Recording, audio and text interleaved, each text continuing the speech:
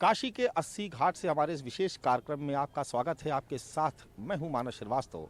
काशी का 80 घाट जहां पर भक्त शिरोमणि गोस्वामी तुलसीदास जी से लेकर के कवि धूमिल तक ने सामाजिक समरसता और राम राज का संदेश दिया था। आज हम काशी में बात कर रहे हैं ज्ञान व्यापी मसले की। हालांकि कोर्ट ने इसमें अब जुलाई की तारीख दे दी है, और लेकिन फिर भी चर्चा का बाजार गर्म है। लोग सुबह से इंतज़ार कर रहे थे कि आखिर कोर्ट किस तरीके के निर्देश जारी करता है और आखिर ये मसला सुलझेगा कैसे, क्योंकि लोग लंबे वक्त से इंतज़ार कर रहे हैं।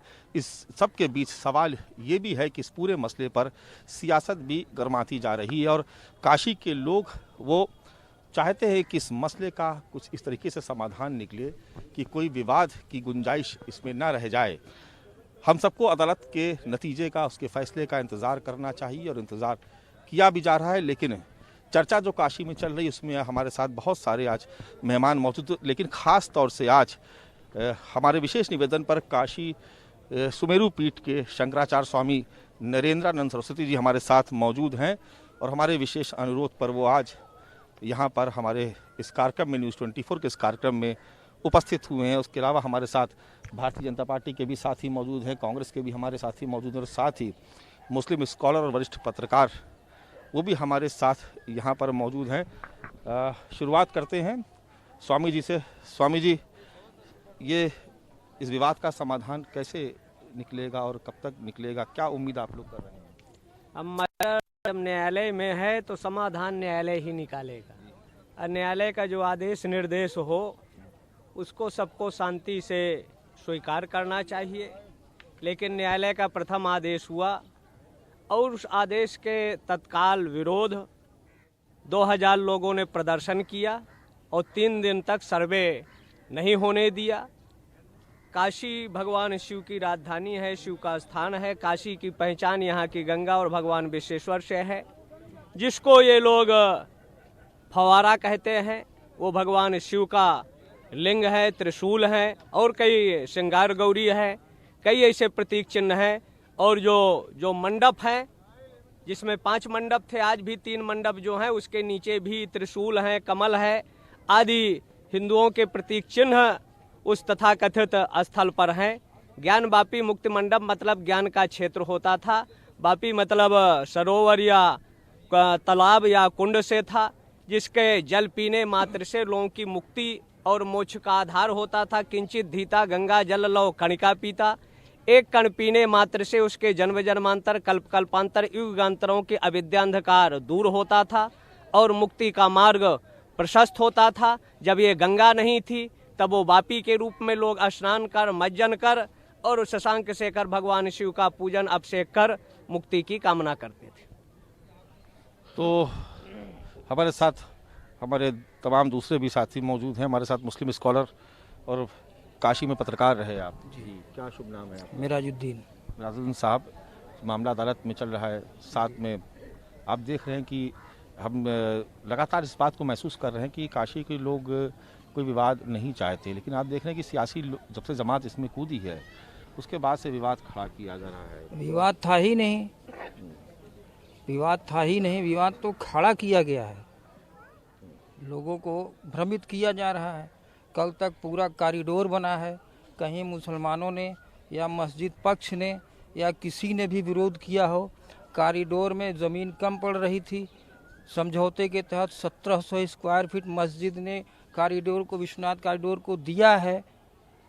ये तो सब आंतरिक चल रहा था और सौहार्दपूर्ण वातावरण में चल रहा था। और जो लोग गए हैं वह टोटल अनैतिक लोग हैं। भाई वहाँ पे पूरा अब एक व्यवस्था काम कर रही है। विश्वनाथ मंदिर और ज्ञानवापी सभी उस कॉरिडोर के कैंपस में है।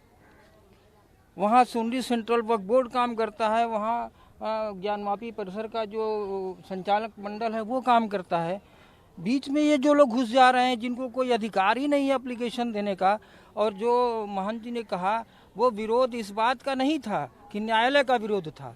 न्यायालय में जिस प्रक्रिया को अपनाया गया और न्यायालय ने जिस तरह से आदेश दिए वह प्रक्रिया गलत थी, वह प्रक्रिया का विरोध था, न्यायालय का विरोध नहीं था। इस बात को आप स्पष्ट कर लीजिएगा, क्योंकि जो आप बताइए, जिस तरह से 4 लाइन के हैंड लोन पर न्यायालय ने आदेश दिया है, यह कितने मतलब बहुत आपातकालीन में ऐसा होता है कि एक वकील ने हैंड नोट पर, जरा आप हम लिख करके दे रहे हैं, जरा दरोगा जी हमारे हैंड नोट पे आदेश कर दें, कहेंगे जाओ टाइप करा के ले आओ, और न्यायालय में 4 लाइन का हैंड नोट पड़ रहा है, उस पर आदेश हो जा रहा है। उसके बाद तो जब हुआ तब तो शांतिपूर्ण तरीके से निपट गया। अभी शहर में हम लोगों में कहीं कोई प्रॉब्लम नहीं है। आप जिस गली में चाहिए हम महान जी के साथ चलते हैं, कहीं किसी को कोई आपत्ति नहीं है। इस शहर का माहौल पूरा टोटल सौहार्दपूर्ण है।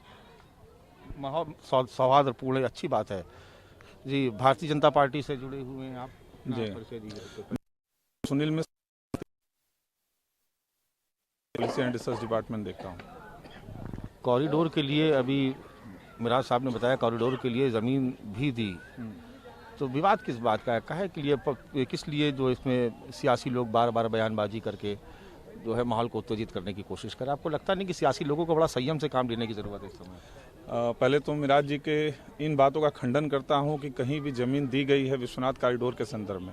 जो ज़मीन हमारे विश्वनाथ कॉरिडोर का भाग थी, उसी ज़मीन पर निर्माण हुआ है। ऐसा कोई ज़मीन हमें प्राप्त नहीं हुआ, जहां तक हमारे संज्ञान में है, संगठन के संज्ञान में। ये सब भ्रामक बातें अब फैलाई जा रही हैं। दूसरा विषय ये समझना पड़ेगा हमको इनके प्रश्न के संदर्भ में कि ये सिर्फ आज की घटना नहीं है।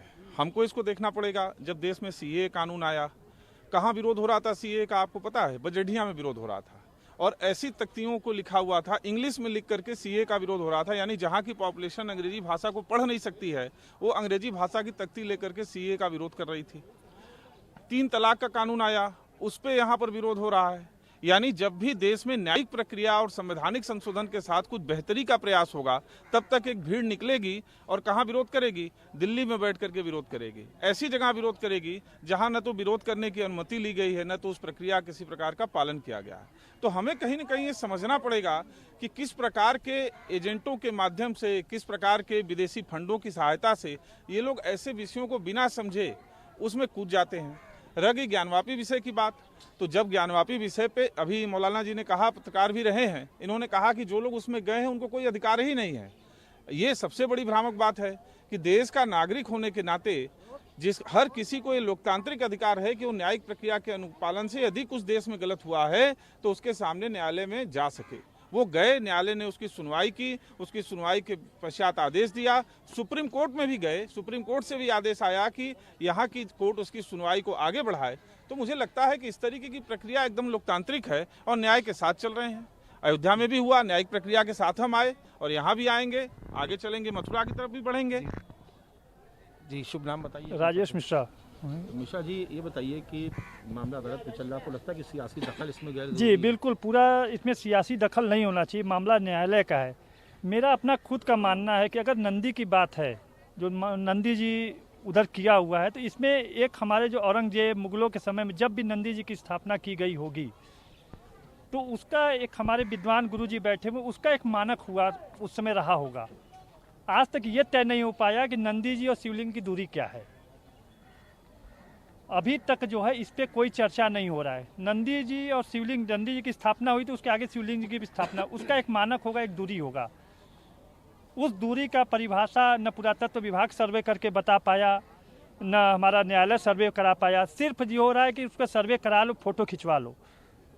ये जो संवेदनशील मामला है, जैसे अयोध्या का मामला हल हुआ है, वैसे हम चाहते हैं कि बिना विवाद के, बिना हल हो जाए। जी, ये भी हल हो जाए। आप कांग्रेस से हैं जी, क्या शुभ नाम है आपका? वैभव त्रिपाठी। तो आप चाहते हैं कि बाबा विश्वनाथ का जो चल रहा है, जहाँ पर बताया गया कि वो शिवलिंग मिला है, याचिका भी है कोर्ट में कि वहाँ पर पूजा करने की अनुमति दी जाए, आप समर्थन करते हैं? देखिए, न्यायालय तय करेगा कि है क्या, और मैं सनातनी हूँ। स्वामी जी हैं, सनातन के संरक्षक हैं। स्वामी करपात्री जी महाराज के भी कुछ विचार थे, तो वो अवगत होंगे ही। और मैं ये बात कह रहा हूँ कि जो हमारे आदि विश्वेश्वर विश्वनाथ जी का ज्योतिर्लिंग है, वो सदियों से वहाँ स्थापित है। यहीं काशी विश्वनाथ मंदिर के जो महंत, जिनको दारा सिकोह के समय से पट्टा मिला था, उनके परिवार के लोगों ने बताया कि जब मंदिर तोड़ा जा रहा था, उस समय जो ज्योतिर्लिंग था वो ले आके तत्कालीन महंत अपने घर में स्थापित कर दिए। जब अहिल्या देवी होलकर जी आई तो उन्होंने महंत जी से बात की और कहा कि हम मंदिर पुनर्निर्माण कराना चाहते हैं। तो उन्होंने कहा भाई अब ज्योतिर्लिंग बार बार हटाना वो तो आपात स्थिति थी, तो हमने उसको वहाँ से हटाया, लेकिन ज्योतिर्लिंग बार बार हटाना उचित नहीं है। हम अपना घर छोड़ देते हैं, इस घर की जगह पे आप मंदिर निर्माण करा सकते हैं। तो ज्योतिर्लिंग जो है वो वही है। और अगर बात कहते हैं वहाँ की शिवलिंग मिला, उस शिवलिंग मिलने से पहले मैं यहाँ सभी संभ्रांत लोगों से और काशी की जनता और आपके टीवी चैनल के माध्यम से ये कहना चाहूँगा कि जो सैकड़ों शिव मंदिर विश्वनाथ कॉरिडोर के नाम पे तोड़ दिए गए, वो शिवलिंग नहीं थे, वो पूजन योग्य नहीं थे, या सनातन में उसको तोड़ने की कोई कहीं से भी इजाज़त है। मसला ये है कि देश में जो शांति का वातावरण है उसको खराब कीजिए, न्यायालय तय करेगा। मैं आपको एक बात बताऊं, अहिल्याबाई होलकर जिस समय आई थी यहाँ काशी में, उस टाइम पूरे भारत में उनसा ताकतवर कोई नहीं था। अगर वो चाहती तो वो भी मस्जिद तोड़ के मंदिर बनाती, लेकिन वो धर्मनिष्ठ थी, सनातन प्रेमी थी, मानवता के गुण से ओतप्रोत थी। इस वजह से वो जानती थी कि एक आतताई ने अगर मंदिर तोड़ के मस्जिद बना दिया है, तो मैं सनातनी होके अगर किसी धर्मस्थल को तोड़ूं, ये सनातन के ऊपर कलंक हो जाएगा।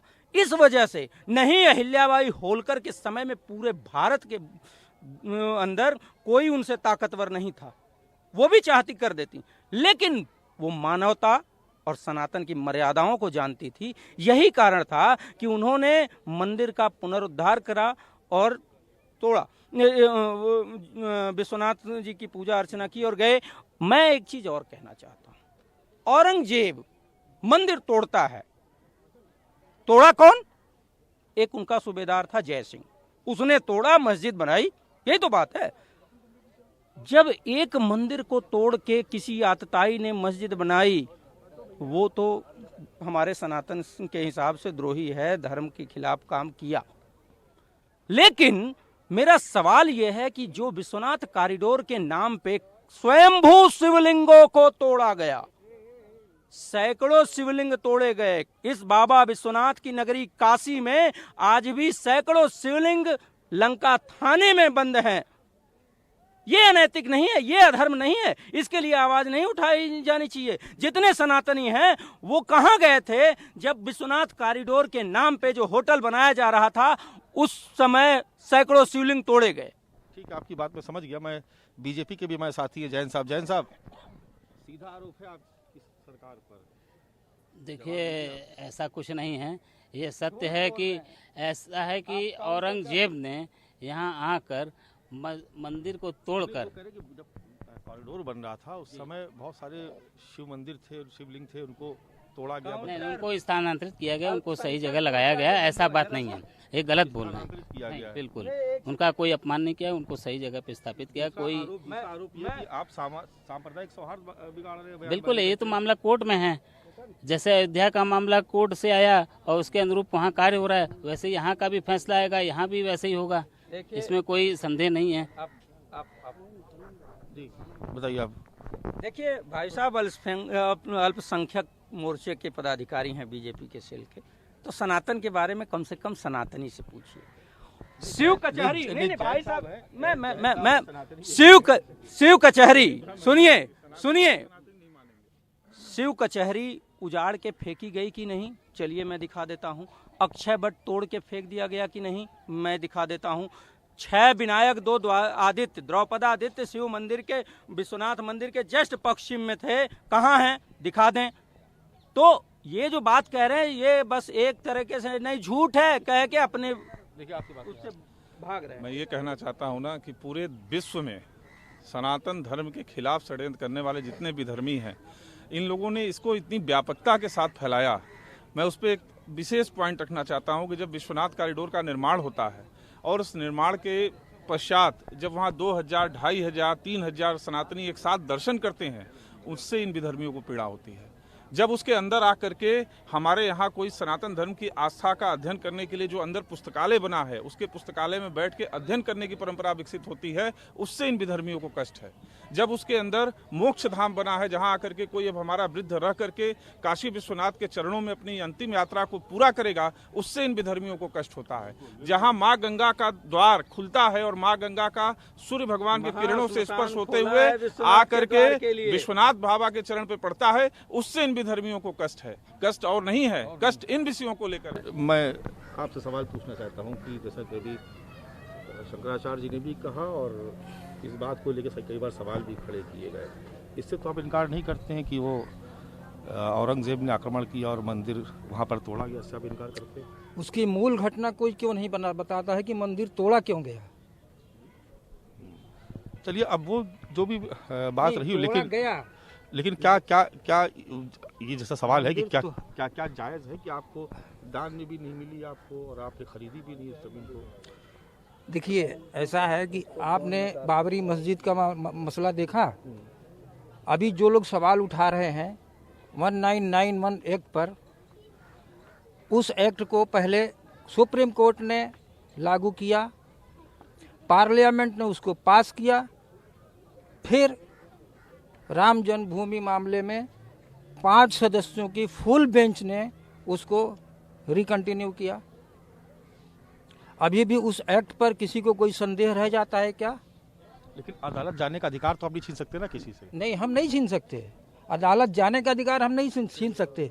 लेकिन जहाँ पर, सुनिए, पहले तो यह स्पष्ट करना पड़ेगा, औरंगजेब ने मंदिर नहीं तोड़ा था, मंदिर ज्ञान सिंह राणा ने तोड़ा था। कच्छ के राजा थे, वह लोग आसाम से नगा विद्रोहियों को का दमन करके लौट रहे थे। चलिए, जहां अजमेर में वो मंदिर तोड़ने की बात हुई, उस अजमेर नगर पालिका में सारे पार्षद भाजपा के, और सुनिए, नहीं, आप नहीं, चूंकि उन्होंने कहा है तो इसको सुनिए, तो वहां भाजपा के पार्षदों ने प्रस्ताव पास किया और वहां के डीएम को गहलोत सरकार ने हटाया कि आपने ऐसा क्यों होने दिया।